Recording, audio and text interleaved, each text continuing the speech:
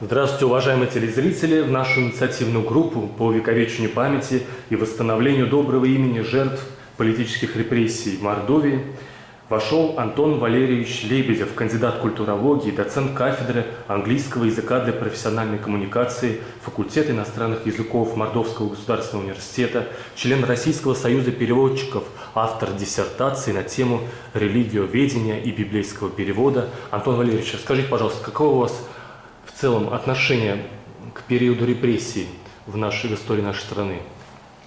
Когда мы говорим о репрессиях, то период репрессий у нас сразу воспринимается, что это 1937 год или что-то в этом роде. Да? На самом деле репрессии в нашей стране, они так или иначе исторически были всегда, и сегодняшнюю тему, которую я буду освещать, это преследование евангельских верующих и различных религиозных христианских протестантских меньшинств, они были всегда еще и в царское время. И, конечно же, своей высшей точки они достигли во время советской власти. С чем это связано? И очень много об этом написано, очень много об этом говорилось.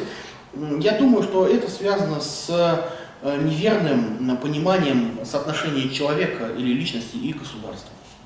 Связано это с тем, что человек и государство, они часто противопоставляются друг другу, и при этом государство ставится выше человека. Известны слова Иисуса Христа по этому поводу, который сказал однажды, что не суббота, не человек для субботы, а суббота для человека. Ну что это значит? Это значит, что какие-то религиозные, доктринальные, идеологические, исторические установки, они должны служить людям. Они должны помогать людям жить, развиваться, ощущать себя частью чего-то общего и так далее. Но когда люди начинают служить всему этому, вот незаметно происходит эта подмена, люди начинают служить уже всему этому, какой-то идеологии, какому-то идеологическому какому-то конструкту, историческому мифу и так далее и тому подобное. Из-за этого начинаются проблемы, потому что получается так, что ради вот этой идеологии, ради вот этого идеологического мифа, ради вот этой какой-то квази- или псевдорелигиозной идеи, а ведь коммунизм это не была только идеология, это была во многом и религия для многих людей. Так вот, ради этого можно уже принести в жертву конкретного человека, ради этого можно не заметить, в кавычках, гибели сотен, тысяч людей, даже миллионов людей. Ради этого это даже оправдывается. Поэтому вот такое понимание, оно, которое, к сожалению, бытует в русском народе, оно и является во многом причиной данного вида репрессий.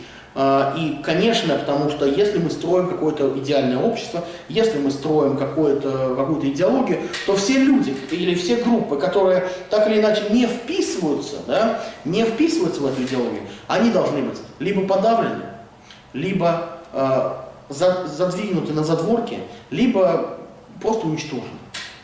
Поэтому и произошли те репрессии, которые были. Поэтому какое к этому отношение?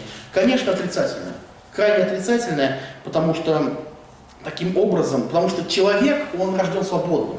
И будучи рожденным свободным, имеющим эти права, он развивается и достигает высот только когда делает все добровольно, только когда он действует в режиме свободы.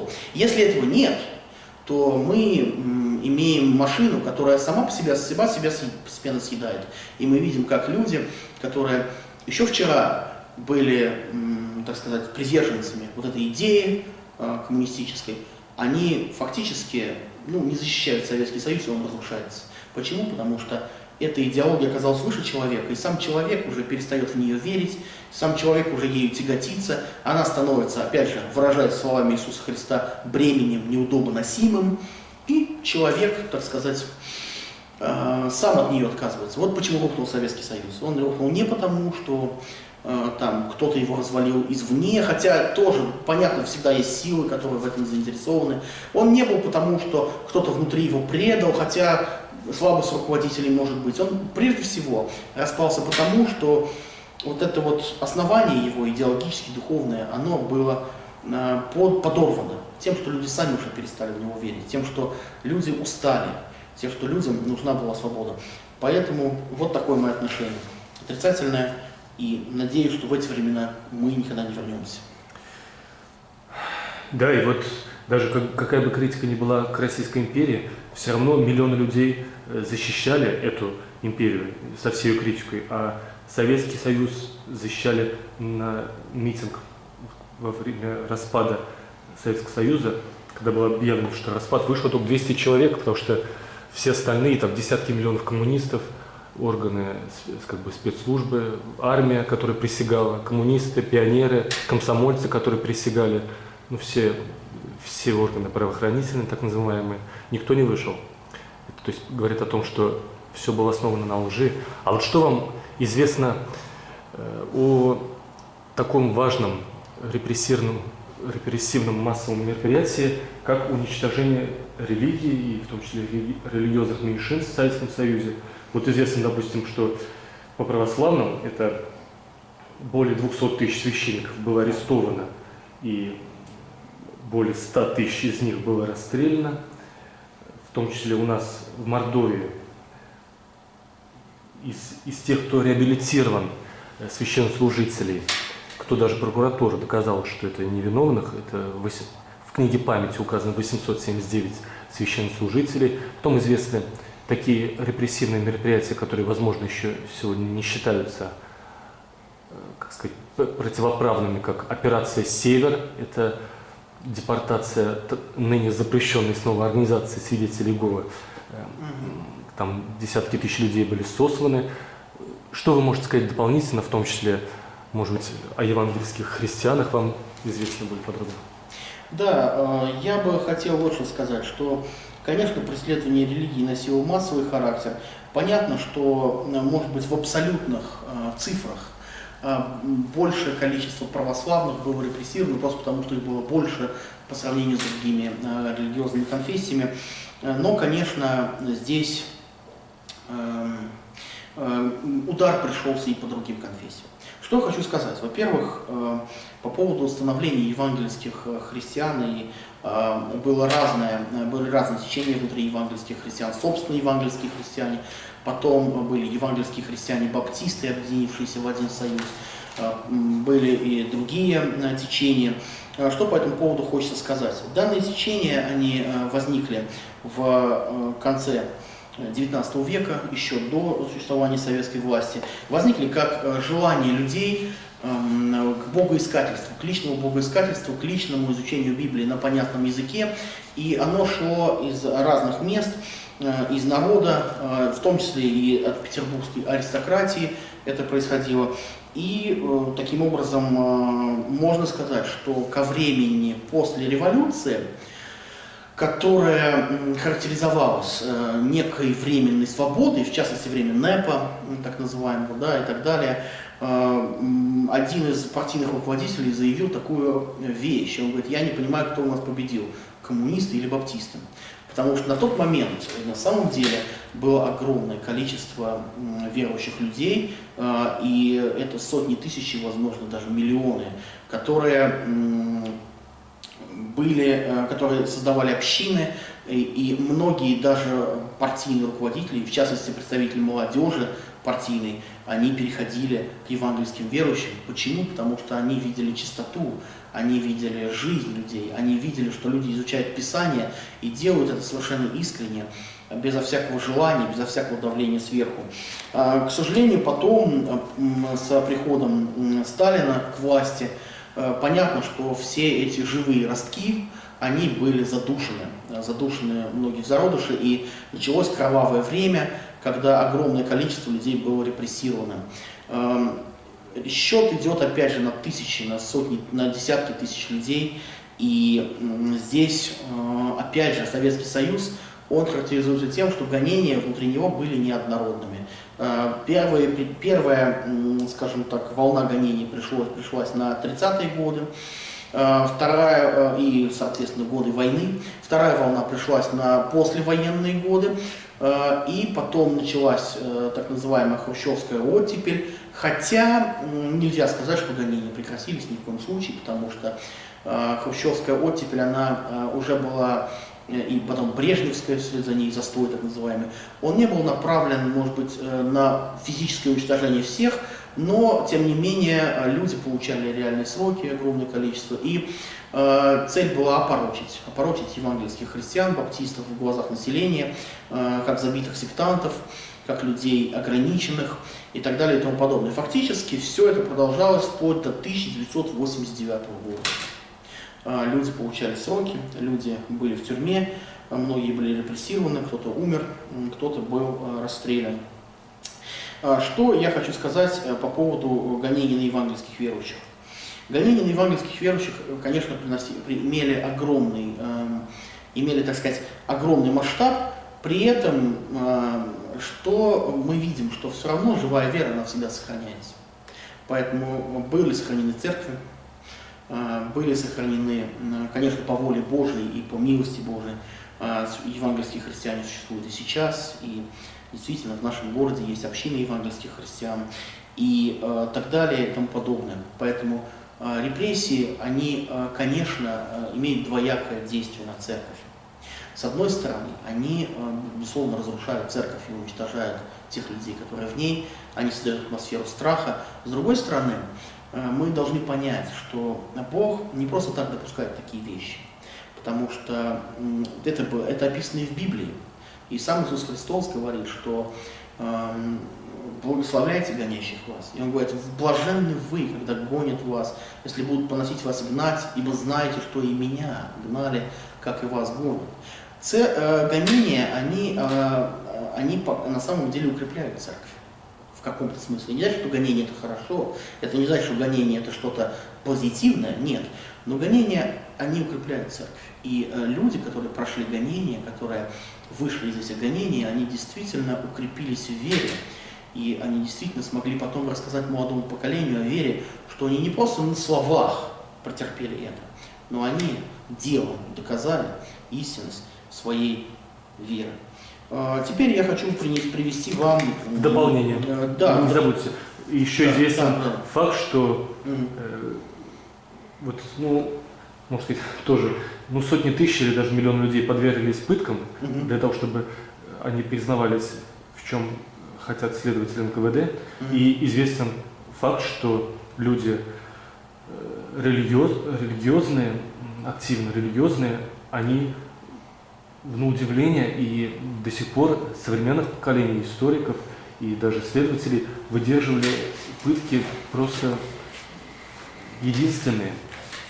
Вы знаете, в конце концов у Солженицына есть Алешка Баптист в его произведениях.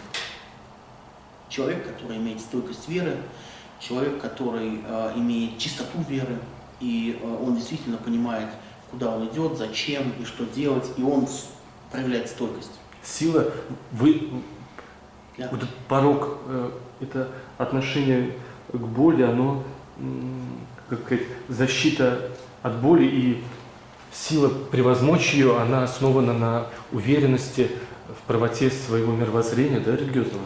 Вы знаете, не только в этом. Хотя, конечно, безусловно. Надо понять, что верующий человек, он не... Это с нашей внешней точки зрения, человек просто убежденный, и поэтому его не сломить, да? С точки зрения Библии все гораздо интереснее, потому что на самом деле верующему силу дает Бог. И это не просто слова, это не просто красивая академическая фраза, религиозная какая-то проповедь отвлеченная и так далее. Это на самом деле так, что Бог дает сверхъестественную силу верующему человеку претерпевать испытания и гонения. Ведь посмотрите, апостол Петр, это известная личность, которому сам Господь сказал, я на сем камне построю церковь мою, и врата ада не одолеют ее. Знаете, апостол Петр начинал свой путь не очень удачно. Он трижды отрекся от Господа. Все мы помним. Не пропадет петух, и трижды отречешься от меня, да? И он отрекся. Сделал это по малодушию, не как Иуда, там, предатель, а вот по малодушию. Вот он отрекся. И Господь потом его восстанавливает в служении, и он становится великим апостолом. Вы знаете, начинал он не очень хорошо, заканчивал, знаете, как свою жизнь. Когда его повели на распятие, он сказал, я недостоин быть распят распятым, как Господь мой. Переверните крест. И его распяли на перевернутом кресте. Распятие на обычном кресте, то есть будучи перевернутым его распяли. Распятие, это ужасная смерть, человек задыхается, умирает от страшных болей, которые ему причиняют гвозди, впившиеся в руки и в ноги. Кроме того, он умирает от того, фактически человек умирает от удушья, потому что ему надо поднимать свое тело, чтобы дышать, понимаете, да, грудную клетку. И постепенно у человека не хватает сил. И он умирает, после он задыхается, по сути. Это мучительная казнь, и сам Иисус Христос на кресте проводит несколько часов. Это мучительная, страшная казнь, римская, для наиболее опасных преступников. Что ему давало силу? Мы можем сказать, он там был Бог, Бога-человек, и это правда. Наверное, силу дает то, что человек смотрит дальше страданий. Он видит высшую цель страдания, он видит, что за страданиями его ждет небесная слава. Он видит, что его ждет Бог, и он видит, что Бог это одобряет. Бог ему дает силы, и таким образом он и переносит эти страдания. И такие же случаи, может быть, не столь драматичные, как Петр на перевернутом кресте, они были в истории евангельских христиан-баптистов, когда люди, несмотря на допросы, несмотря на пытки, несмотря на избиения, несмотря на угрозы семьям, несмотря на угрозы церквям, потому что одно дело, вы за себя там пострадали, другое дело за вами семья, за вами церковь, за вами родные, близкие, люди являлись стойкостью веры. Конечно, это было не у всех, и это и в православии было, да, но кто мы такие, чтобы судить людей, которые под пытками сломались? Кто мы такие, чтобы говорить, что вот там кто-то явил столько, только не до конца? Многие явили. И советские пытки не входят ни в какое сравнение, в смысле, с ними даже средневековые пытки не входят, потому что здесь было просто такое творчество пыток разнообразных, поощрялось. И причем поощрялось с самого верху, Сталином и так далее, это приветствовалось. И эти люди, казалось бы, простые наши, те, кто ходит мимо нас, живут в соседях, и тоже можно сказать, что где там Иисус Христос и апостол, а вот конкретный человек, которому причиняют такие животные пытки, и он вот ответственность за свое мировоззрение, и вот вы говорите, что ему помогают силы, которые за пределами его. Вот вы так объясните. Вы знаете, самое страшное ведь не чекисты, даже не Сталин. Самое страшное даже не это, хотя это безусловно страшно. Самое страшное, что этот идеологический прессинг, он разрушает сознание народа. И вот уже люди начинают доносить друг на друга. Вот уже люди вчера, которые вместе сидели, ели за одним столом, начинают друг друга сдавать и писать доносы. Да? Известная фраза Довлатова о том, что мы во всем... 4 миллиона доносов. Да, мы во всем там привыкли винить товарища Сталина, и это правильно, но кто написал там миллионы доносов? Все это происходит потому, И еще добавлю, вы правильно сказали еще, ведь часть пыток была нравственной, когда говорят, почему многие маршалы армии, которые пережили смерть и сдавались, и потому что им говорили, что будем твоих детей пытать сажать, жену насиловать будем при тебе здесь. И это... Большинству людей достаточно, чтобы вам просто об этом сказали. И им уже не надо там пыток, ничего. Им достаточно, чтобы вот вам об этом сказали. И вы знаете, я хочу вот о чем сказать, что вот эта тоталитарная система, она ломает человека. И у человека снижается порог нравственности. То, что вчера он считал отвратительным, ужасным, сегодня уже не так плохо. Почему? Потому что так учат. И если говорить ложь достаточно громко, достаточно долго, достаточно убедительно, то все практики показывают, все тесты психологические и непсихологические, человек поверит лжи. Но, к сожалению, это так. Человек – существо внушаемое. Если правильно настроить там телеприемник, телерадио, там, программу, все, он поверит, что белое это черное, черное это белое. Информация становится привычной, а у нас ситуация, все, что привычно, это, скорее всего, правдоподобно. Поэтому вот это страшно. И страшно это и в сегодняшнее время, потому что и сегодняшнее время, ведь оно тоже не такое простое, не такое свободное, как нам кажется.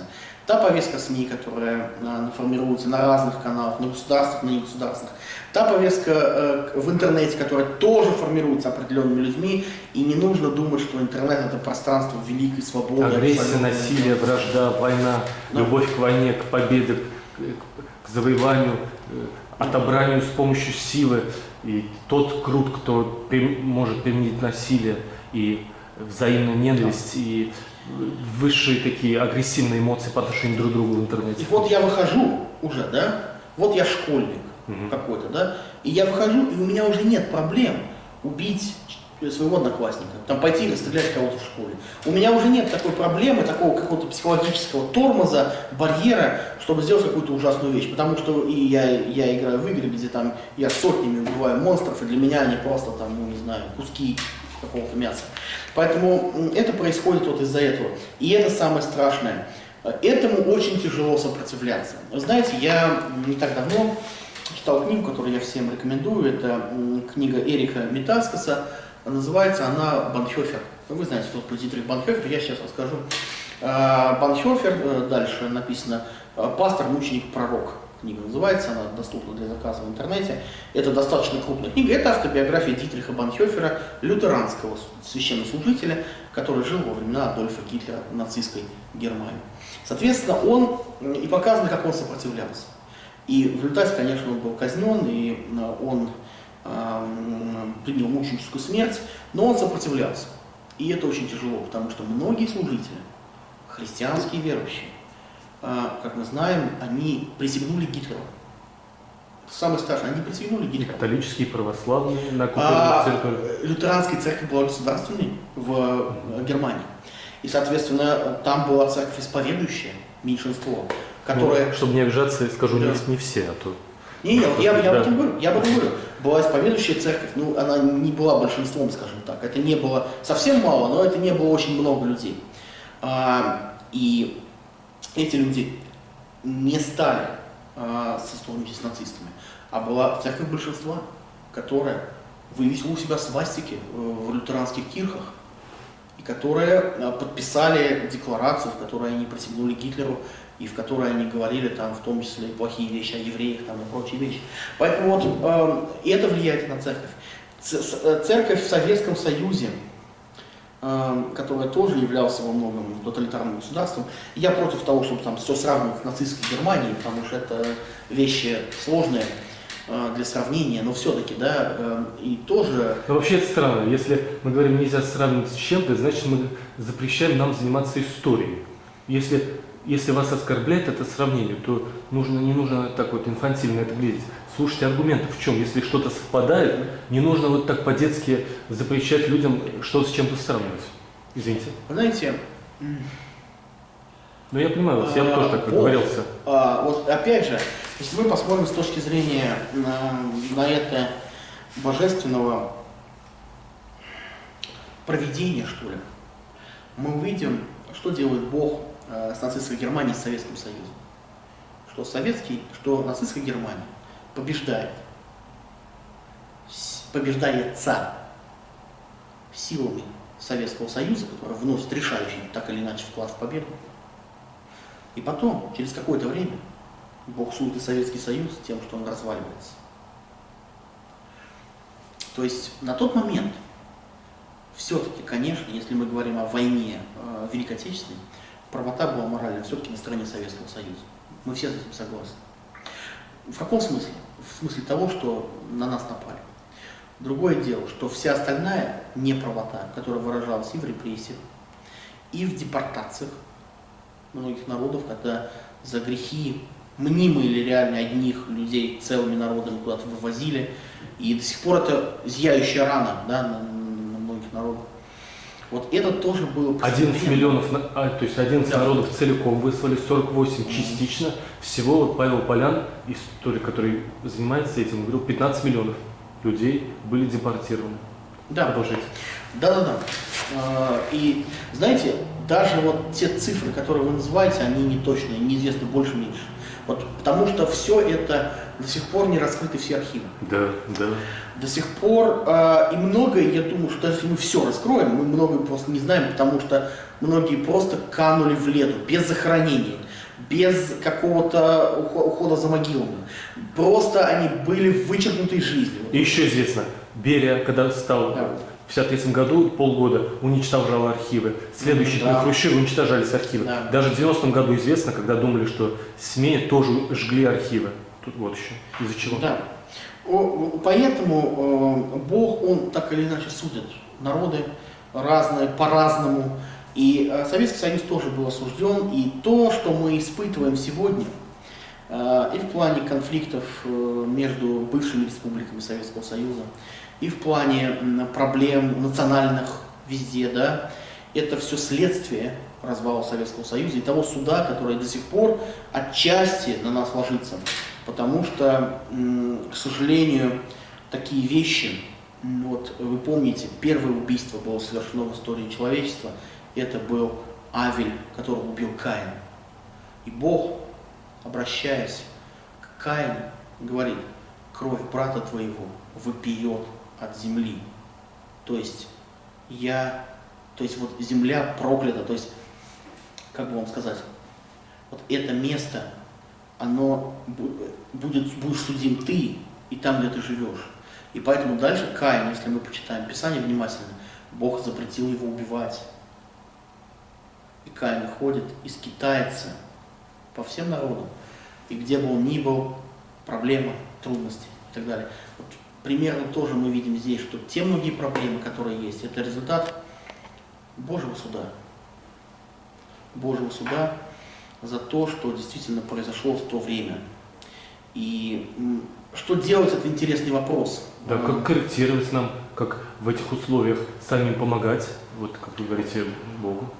Первое, что нужно делать, это помнить. Я еще вам не зачитал то, что у меня есть, но это, Обязательно наверное, интересно, да. это, наверное, мы... Я потому что вас отвлекаю. Да, ну это, и я сам, я люблю много здесь рассуждать можно. Знаете, самое главное, что мы можем сделать, мы, во-первых, должны помнить. Мы должны знать, кто, что, кого. Не с целью суда над потомками, вот, чтобы я пришел к внукам чекиста и сказал: вы репрессировали мою там прабабушку, да, чтобы я не предъявлял счеты вот этим людям, а для того, чтобы мы просто знали и не повторяли этого.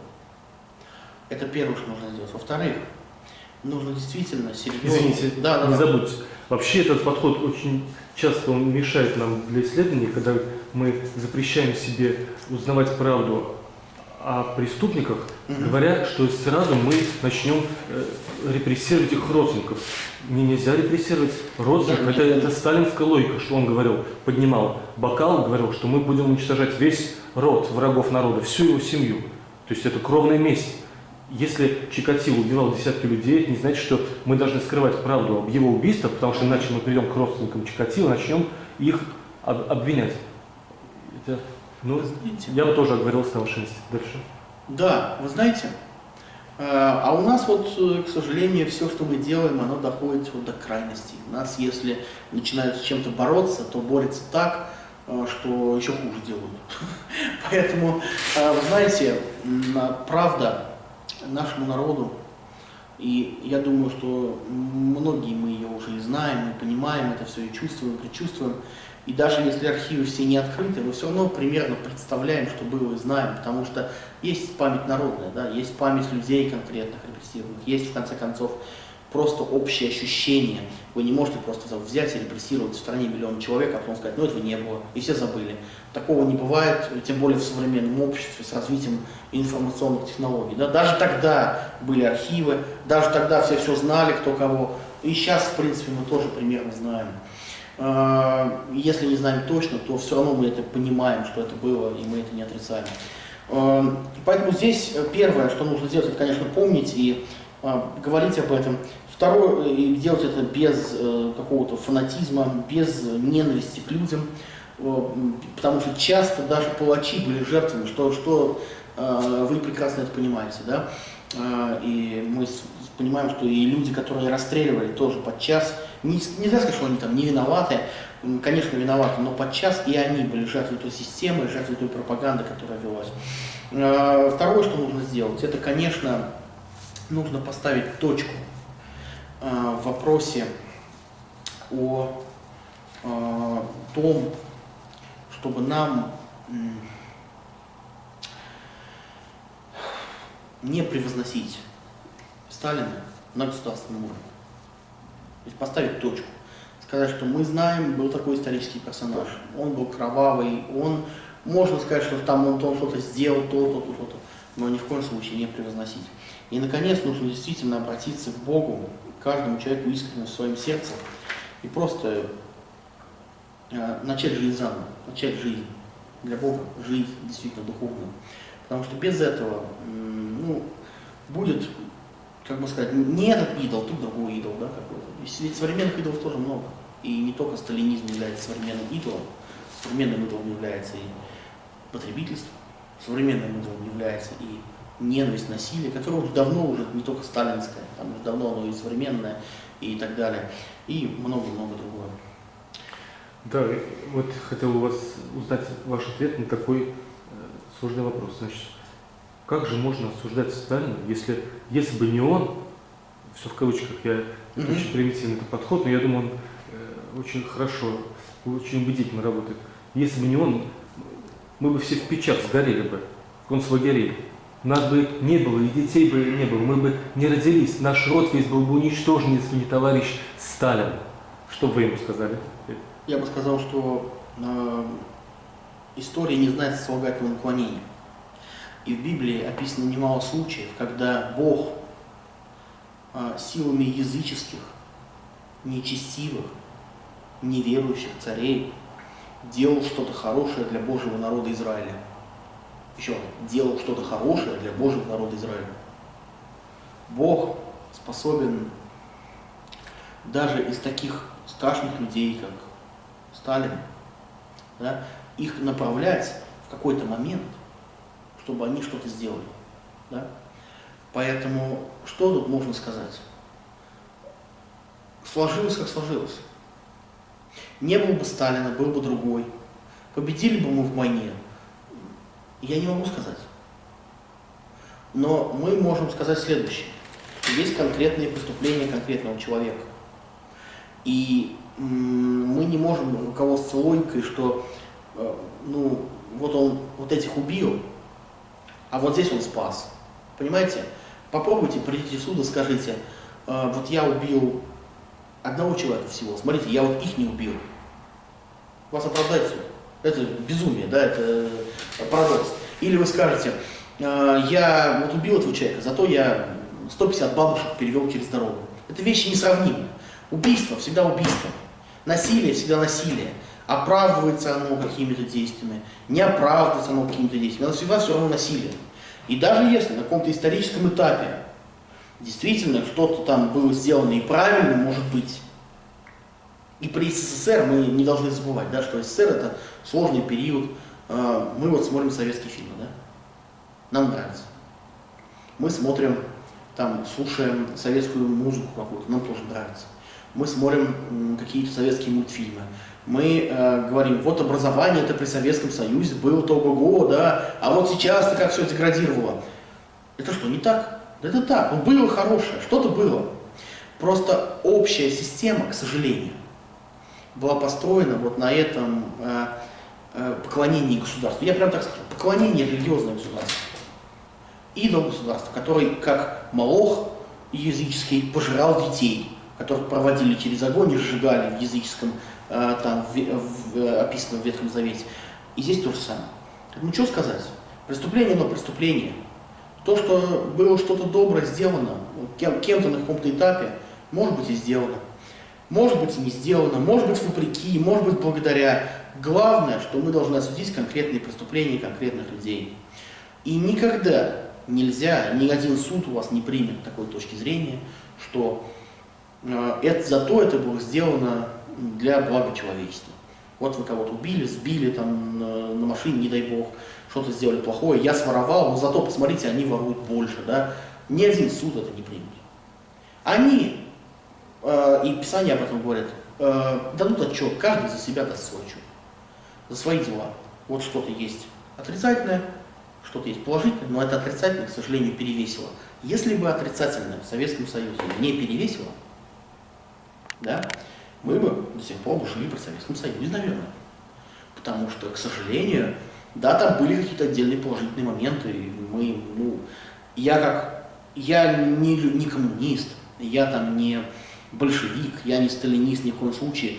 Но и я, как просто здравомыслящий человек, говорю, да, действительно, что-то было. И да, действительно, мы выиграли войну. И да, действительно, народ, я не думаю, что это заслуга там Сталина лично, но это заслуга народа, который победил, который отдал жизнь. Но при этом мы понимаем, что вся эта система в целом, она в исторической перспективе оказалась нежизнеспособна. И она оказалась колоссом на глиняных ногах, еще один библейский образ, который сильный с виду, но имеет слабое основание. Это основание подкосилось, ноги рухнули, и вся система рухнула и похоронила под собой все остальное. Поэтому вот таков мой ответ. Вы знаете, этот ответ непростой. Люди ищут простых ответов. Люди говорят, Сталин хороший, и начинают приводить аргументы. Потом говорят, люди другие говорят, Сталин плохой, и начинают приводить аргументы. Плохой, хороший – это не исторический подход. Исторический подход – это было вот это, и это преступление. Точка. Было вот это, и это мы уважаем, мы делаем это и так далее. Потому что тут же возникает вопрос интересный. Смотрите какой. А стоит ли Сталина выносить с Красной площади? Ленина, там еще других советских руководителей. Да? Тут этот вопрос, как бы, ну, тогда, если мы говорим, что все они плохие, значит, тогда нам нужно вообще, в принципе, всех вынести, всех захоронить, вообще отказаться от советского периода, потому что он был плохой, преступный. И, в принципе, тогда мы находимся ведь в Совете Безопасности ООН. Да? Это право нам заработано победой в Великой Отечественной войне. Да? Мы находимся в международных организациях. Мы, в конце концов, имеем ту территорию, которую имеем. Да? И если мы сейчас скажем, что на основании репрессий, да, мы от всего отказываемся, это тоже крайность. Это тоже крайность. Мы должны осудить преступление. Америка осудила репрессии по отношению к индейцам. Это они не потеряли международного уважения? Хотя они признали на всех уровнях, от фильмов до учебников. Да и у нас признали. Тоже у нас и про репрессии. Мы сейчас с вами говорим, мы что-то признали. Вопрос ведь знаете в чем?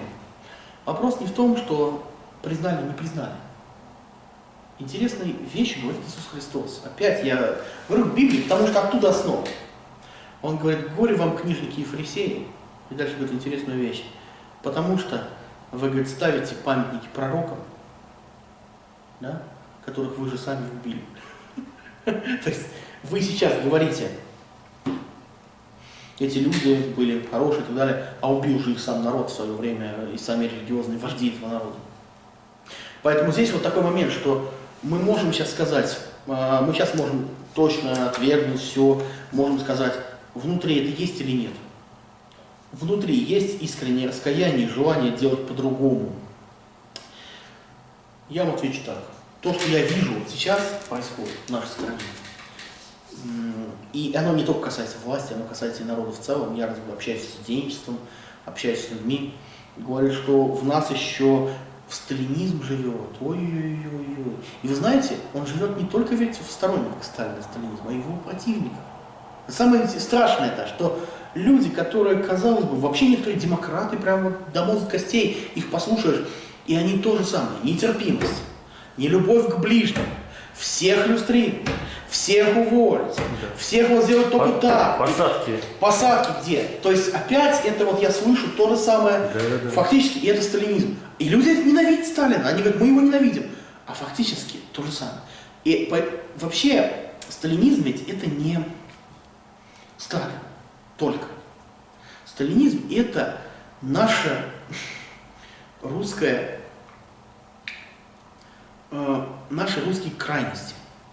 Я даже не знаю, как это сказать. Это такая наша космическая, что ли, если можно так сказать, используя там терминологию наших философов, это какое-то космическое, какое-то наше проклятие, что ли. То есть наше неумение общаться с людьми. нежелание принять человека с другой точки зрения, ненависть к инакомыслящим, желание всех под одну гребенку, желание все делать, знаете, без учета людей, то есть не для человека, а ради какой-то идеи. Вот вся эта беда, она была и до Сталина. В Сталине она достигла опять своей кульминации, своего апогея. И в этом и самая главная беда. Вот так вот. То есть, вот, если подытожить ваши рассуждения, получается такая известная фраза, что граница между добром и злом проходит посередине каждого человека, в том числе посередине Сталина, посередине нашего общества, и каждого из нас, даже тех, кто не жил во времена тех репрессий, жил во времена других репрессий. То есть, наверное, самый правильный ответ – это покаяние каждого гражданина, и в процессе этого покаяния и принятия на себя вины и ответственности за то, чтобы общество жило в мире, чтобы не подавлялось инакомыслие, чтобы расцветали все культуры, религиозные, там, национальные меньшинства, и каждый человек должен нести за это ответственность, и если он чувствует, что он несет эту ответственность недостаточно или мало тратит времени на это, то он этим открывает дорогу для возвращения тоталитаризма. Это будет Сталин, это будет Вася Петров, кто угодно. Да. Это будет, да? Сосед наш. Прохожий. И я вообще вам скажу, с точки зрения христианства, греховность человека настолько велика, что каждый из нас потенциально Сталин. Дай нам власть, дай нам возможности, дай нам людей, которые нам будут говорить все правильно, все хорошо, нас ободрять, только да, не критиковать, никакой обратной связи. И мы будем в каком-то масштабе тоже своими Сталинами, в семье, на работе, среди коллег. По отношению к слабым. По отношению к слабым. Это греховность человеческая. Поэтому тут я бы, понимаете, люди все не предлагают, говорят, давайте покаемся за Сталина. Они предлагают. Давайте кто-то выйдет, там, я не знаю, президент, там, правительство и скажет, мы каемся за Сталина, там, или за тот период. Вот внешне эта идея выглядит интересно. Ну, действительно, здорово, когда люди каются, и это прекрасно. Это можно там предъявить кому-то, сказать, вот видите, мы покаялись там, да. Знаете, я не любитель массовых покаяний. Потому что массовое покаяние это всегда вынуждено. Это всегда потому, что кто-то сверху спустил, надо покаяться. Но все вынуждено, естественно, плохо. Все вот вынуждено. лучше, наверное, Что лучше? чтобы каждый человек это осознал и понял. Чтобы общество в целом это осознало и поняло, и каждый внутри себя. Что мы не должны приносить людей с другим мнением в угоду каким-то высшим идеалам. Не должны просить их ценность гуманизма, человек, ценность гуманизма. прежде всего, а все остальные ценности это уже для счастья людей. Да, и вот к этому мы должны прийти. И, конечно, для верующего человека ценность это не сам человек по себе, это Бог. Это не религия какого-то, знаете, как какая-то гипертрофированная, это сам Бог. Бог добра, Бог любви, и Бог дает силу любить остальных людей. Поэтому вот пусть здесь будет какое-то личное осознание каждого, и та инициатива, которую вы предлагаете, это замечательно. Это она показывает действительно то, что мы хотим помнить это. Антон, Да? конец первой части.